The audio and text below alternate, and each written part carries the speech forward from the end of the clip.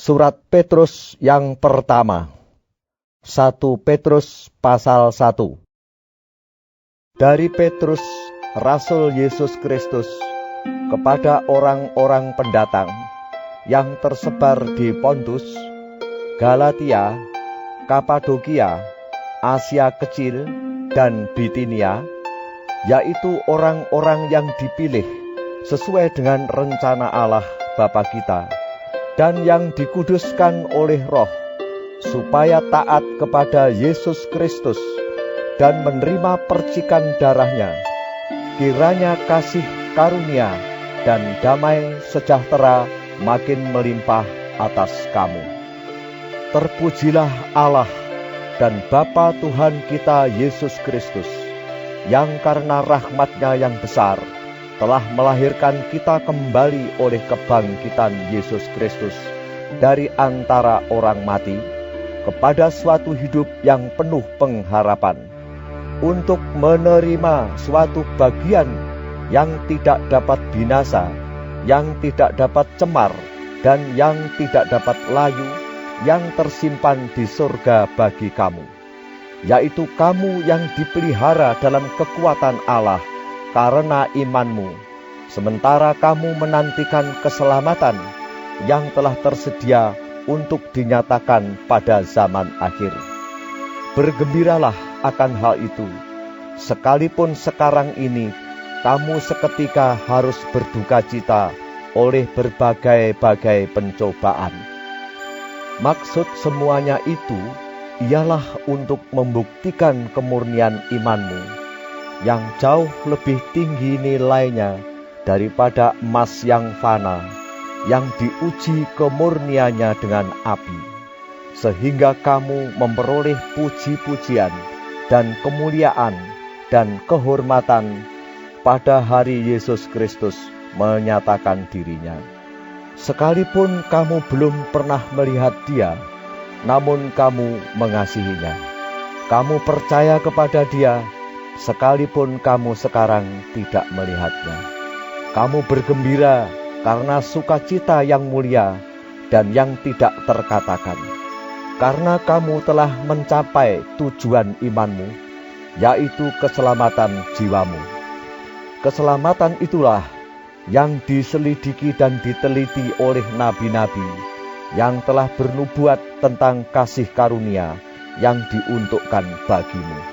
Dan mereka meneliti saat yang mana dan yang bagaimana yang dimaksudkan oleh Roh Kristus yang ada di dalam mereka, yaitu Roh yang sebelumnya memberi kesaksian tentang segala penderitaan yang akan menimpa Kristus dan tentang segala kemuliaan yang menyusul sesudah itu.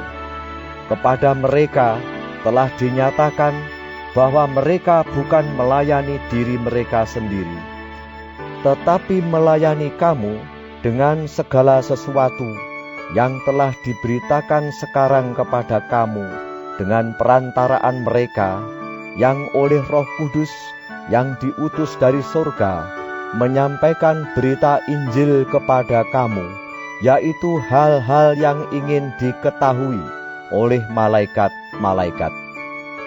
Sebab itu, siapkanlah akal budimu, waspadalah, dan letakkanlah pengharapanmu seluruhnya atas kasih karunia yang dianugerahkan kepadamu pada waktu penyataan Yesus Kristus.